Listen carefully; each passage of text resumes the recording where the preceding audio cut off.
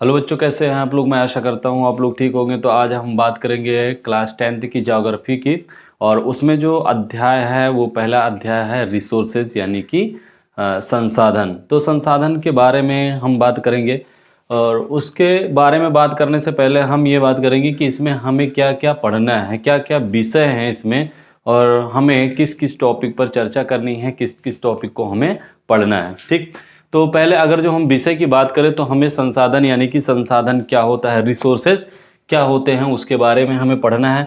फिर दूसरी चीज़ ये है कि संसाधनों का वर्गीकरण, यानी कि जो संसाधन है वो संसाधन किस किस प्रकार के हैं, और संसाधन का जो वर्गीकरण, यानी कि उसको अलग अलग करके हम पढ़ेंगे कि जो है संसाधन कैसे कैसे होते हैं, किस आधार पर उसकी उत्पत्ति होती है, किस आधार पर वो समाप्त होते हैं। तो ये चीज़ें, जैसे कि पहला है कि उत्पत्ति के आधार पर, समाप्यता के आधार पर, स्वामित्व के आधार पर, विकास के स्तर के आधार पर। उसके बाद जो है वो है कि संसाधनों का विकास, यानी कि संसाधनों का जो विकास होता है वो किस प्रकार से होता है। संसाधनों का नियोजन, भू संसाधन, भारत में भू संसाधन, यानी कि भू संसाधन में हमें ये पढ़ना है कि भारत में जो भू संसाधन है वो कैसा है। भारत में भू उपयोग प्रारूप, यानी कि भारत में जो भूमि का उपयोग किया जाता है उसका क्या प्रारूप होता है। भूमि निम्नीकरण और संरक्षण उपाय, यानी कि भूमि का जो निम्नीकरण होता है, यानी कि जैसे कि हम बात करेंगे भूमि निम्नीकरण, मतलब कि भूमि की जो क्वालिटी होती है वो कम होती जाती है, और उसको हम रोकने के लिए क्या कर सकते हैं, उसका क्या उपाय हो सकता है। तो यही है संरक्षण और उपाय। मृदा संसाधन, यानी कि मृदा जो है वो किस प्रकार से संसाधन में उपयोग होता है। मृदाओं का वर्गीकरण, यानी कि जो मिट्टी है उसका हम वर्गीकरण करें तो इसमें हमें पढ़ना क्या है, जलोढ़ मृदा, काली मृदा, लाल और पीली मृदा, लेटराइट मृदा। तो यहाँ पे मृदा को देखेंगे कि मृदाओं का जो वर्गीकरण है, जलोढ़ मृदा क्या होती है, काली मृदा क्या होती है, और इसका जो है हम मैप के थ्रू देखेंगे कि काली मृदा हमारे भारत में कहाँ कहाँ पर पाई जाती है, किस किस स्टेट में पाई जाती है, और उस स्टेट में, उस राज्य में किस क्षेत्र में ये पाई जाती है, विद मैप हम इसको देखेंगे। उसके बाद हम काली मृदा, लाल और पीली मृदा और लेटराइट मृदा, तो ये 4-5 प्रकार के जो मृदा हैं उसको हम देखेंगे। और पहले जो है हम बात करेंगे किसकी, संसाधन की। आखिर संसाधन होता क्या है, संसाधन किसे कहते हैं। ओके, तो हम बात करेंगे पहले संसाधन के बारे में। तो हम बात करते थे कि संसाधन, यानी कि संसाधन किसे कहते हैं। ठीक, तो हमने ये देखा कि जो विषय है उस विषय के बारे में हमें क्या क्या पढ़ना है, जिसमें हमें पहला जो टॉपिक है हमारा वो है संसाधन, यानी कि रिसोर्सेज। अब संसाधन, अगर जो हम लेमन लैंग्वेज में बात करें, अगर जो आसान भाषा में बात करें, तो कि संसाधन किसे कहते हैं, यानी कि हमारी जो सुविधा होती है उसे हम संसाधन कहते हैं। जो हमारी सुविधा के लिए होती है उसे हम संसाधन कहते हैं। यानी कि कोई भी काम जो हमारे लिए आसान हो जाती है या हमारे लिए कंफर्टेबल होती है, वही क्या है, संसाधन है। अब हमारे पर्यावरण में उपलब्ध प्रत्येक वस्तु जो हमारी आवश्यकताओं को पूरा करने में प्रयोग की जाती है, यानी कि ऐसी वस्तु जो हमारे पर्यावरण, पर्यावरण का मतलब यानी कि हमारे इन्वायरमेंट में, हमारे आसपास जो भी वस्तु, जो भी चीज़ें उपलब्ध हैं, अगर हम उनका उपयोग करते हैं तो वो क्या कहलाती हैं, यानी हमारी आवश्यकताओं को पूरा करने के लिए उपयोग की जाती हैं। जैसे जिस चीज़ की हमें आवश्यकता होती है उसका, जिसका हम उपयोग करते हैं, हम उसी को संसाधन कहते हैं। लेकिन इसके साथ साथ हमें ये भी पता होना चाहिए कि संसाधन जो हमें उपयोग करना है उसकी कुछ शर्तें भी होती हैं, जिसको बनाने के लिए तकनीकी उपलब्ध हो। यानी कि ऐसा नहीं है, उस चीज़ को हम संसाधन नहीं कह सकते हैं कि जिसका हम उपयोग ही नहीं, तकनीकी के आधार पर हम उसका उपयोग ही नहीं कर सकते हैं, यानी कि जिसको बनाने के लिए हमारे पास कोई टेक्नोलॉजी ही ना हो, उसे हम संसाधन नहीं कह सकते हैं। तो यही कह रहा है कि जिसको बनाने के लिए तकनीकी या तकनीक उपलब्ध है, जो आर्थिक रूप से संभाव्य तथा सांस्कृतिक रूप से मान्य है, वो क्या है, एक संसाधन कहलाता है। समझिए इस चीज़ को, यानी कि ऐसी वस्तु जिसको बनाने के लिए क्या हो, तकनीकी टेक्नोलॉजी उपलब्ध हो, जो आर्थिक रूप से संभाव्य हो और सांस्कृतिक रूप से मान्य है, उसी को हम कहते हैं संसाधन। तकनीकी यानी कि टेक्नोलॉजी के आधार पर, या टेक्नोलॉजी अगर जो उपलब्ध है जिस चीज़ को बनाने के लिए, वो क्या है, हमारे लिए संसाधन है। आर्थिक रूप से संभाव्य यानी कि अब ऐसी वस्तु या ऐसी चीज़ नहीं जिसको हम खरीद ही नहीं सकते, तो वो हमारे लिए संसाधन नहीं है। हमारे लिए वही चीज़ संसाधन है जिसको हम खरीद सकते हैं, यानी कि जो हमारे बजट में हो, जिसे हम खरीद करके उसका उपयोग कर सकते हैं, वही क्या है, आर्थिक रूप से संभाव्य हो। सांस्कृतिक रूप से मान्य हो, यानी कि ऐसा संसाधन, ऐसी चीज़ों का हम उपयोग नहीं कर सकते हैं, या वो हमारे लिए संसाधन नहीं हो सकता है जो हमारे सांस्कृतिक रूप से मान्य नहीं हो, यानी कि समाज में उस चीज़ का अगर जो प्रचलन ना हो, यानी कि जैसे कह लीजिए कि अगर जो उस चीज़ का अलाउ ना करता हो हमारा समाज या हमारी संस्कृति, वो जो है सांस्कृतिक रूप से मान्य है, तो वो कहलाएगा संसाधन। तो संसाधन किसे कहते हैं, जिससे हमारी आवश्यकताओं की पूर्ति होती है, लेकिन कि जिसको बनाने के लिए क्या हो, टेक्नोलॉजी उपलब्ध हो, आर्थिक रूप से वो संभाव्य होना चाहिए और सांस्कृतिक रूप से भी मान्य होना चाहिए, उसी को हम संसाधन कहते हैं।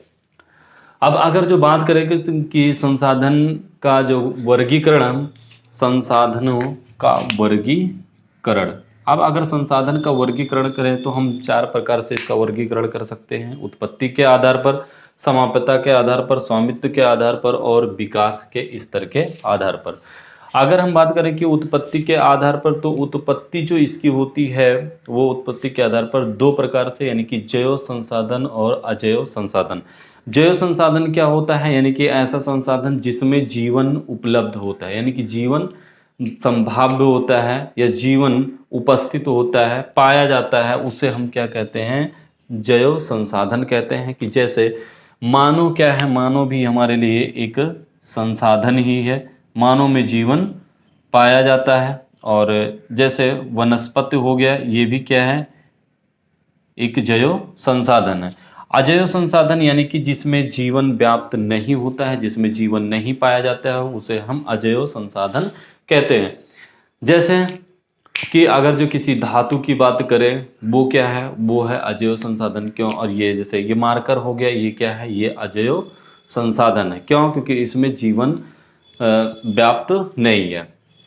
अगर दूसरी बात हम करें कि समाप्यता के आधार पर, तो वो है नवीकरणीय संसाधन और अनवीकरणीय संसाधन। नवीकरणीय संसाधन किसे कहते हैं? नवीकरणीय संसाधन उसे कहते हैं जिसे हम नवीकृत कर सकते हैं, जिसका उपयोग हम बार बार कर सकते हैं, जिसका हम उत्पन्न कर सकते हैं, उत्पादित कर सकते हैं, उसे हम कहते हैं नवीकरणीय संसाधन। यानी कि जिस चीज़ का खात्मा ही ना हो, हम उसे बार बार उसका उपयोग करें। जैसे पवन ऊर्जा हो गया, सौर ऊर्जा हो गया, यानी तो ये पवन ऊर्जा, सौर ऊर्जा, जब तक पृथ्वी है, जब तक सूर्य है, तब तक ये हमें क्या होंगे, उपलब्ध होंगे, हमारे वातावरण में ये उपलब्ध होंगे और हम उसका बार बार उपयोग कर सकते हैं। तो इसे हम नवीकरणीय संसाधन कहते हैं।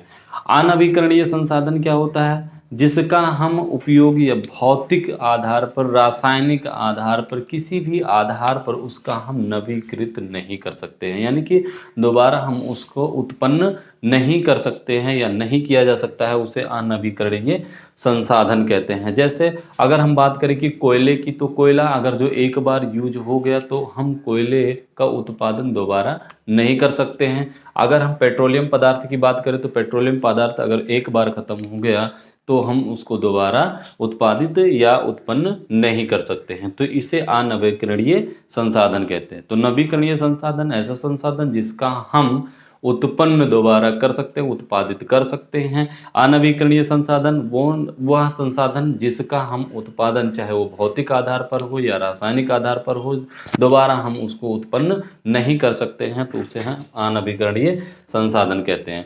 अगर जो स्वामित्व के आधार पर बात करें कि स्वामित्व के आधार पर, स्वामित्व मतलब यूँ कह लीजिए कि मालिकाना हक, जिसको मालिक कहते हैं, स्वामित्व। स्वामित्व के आधार पर देखें तो व्यक्तिगत संसाधन, सामुदायिक स्वामित्व वाले संसाधन और राष्ट्रीय संसाधन। व्यक्तिगत संसाधन संसाधन क्या होता है, जैसे कि जो चीज़ें पर्सनल होती हैं, यानी कि ऐसा संसाधन जिसका कोई एक व्यक्ति या एक परिवार जिसका केवल उपयोग कर सकता है, उसे हम व्यक्तिगत संसाधन कहते हैं। जैसे प्राइवेट गाड़ी वगैरह हो गई, कार हो गया, उसका जो मतलब एक ही व्यक्ति उसका उपयोग कर सकता है, या जैसे ये मार्कर हो गया, ये क्या है, हमारा ये व्यक्तिगत संसाधन है, इसको केवल और केवल मैं ही उपयोग कर सकता हूँ, या जिसे मैं अलाउ करूँगा वही इसका उपयोग कर सकता है, यानी कि इस पर जो अधिकार है वो मेरा है। तो ये क्या है, ये कहलाता है व्यक्तिगत संसाधन। अगर हम बात करें कि सामुदायिक स्वामित्व वाले संसाधन, सामुदायिक स्वामित्व वाले संसाधन यानी कि जो एक समुदाय होता है, समुदाय में उपस्थित सभी सदस्यों का अधिकार उस संसाधन पर होता है। जैसे आसपास आपने देखा होगा कि जो ग्राउंड वगैरह होते हैं, या ऐसे संसाधन जैसे पार्क वगैरह हैं, उसमें जो है हर समुदाय का हर व्यक्ति जा सकता है, उसको ऐसा नहीं है कि कोई भी व्यक्ति उसे रोक सकता है कि आप यहाँ पर नहीं बैठ सकते हैं या नहीं जा सकते हैं, या इसका उपयोग नहीं कर सकते हैं। किसी के पास ये अधिकार नहीं होता है। क्यों? क्योंकि उस पर पूरे समुदाय का अधिकार होता है। तो इसे हम कहते हैं सामुदायिक स्वामित्व वाले संसाधन। अगर जो हम बात करें कि राष्ट्रीय संसाधन क्या होता है, तो राष्ट्रीय संसाधन उसे कहते हैं यानी कि जो देश के अंदर उपलब्ध सभी संसाधन को ही हम क्या कहते हैं, राष्ट्रीय संसाधन कहते हैं। उसके बाद बात करते हैं, चौथा जो है वो विकास के स्तर के आधार पर। अगर जो विकास के स्तर के आधार पर बात करें तो पहला है संभावी संसाधन, विकसित संसाधन, भंडार, संचित कोष। भंडार, संचित कोष। अगर जो संभावी संसाधन किसे कहते हैं, तो संभावी संसाधन यानी कि देखा जाए कि जहाँ की संभावना है कि इस जगह पर संसाधन उपलब्ध है, उसे हम संभावी संसाधन कहते हैं। संभव है लेकिन उसका उपयोग अभी तक नहीं किया गया है। तो संभावना है कि यहाँ पर उपलब्ध है संसाधन, तो उसे हम संभावी संसाधन कहते हैं।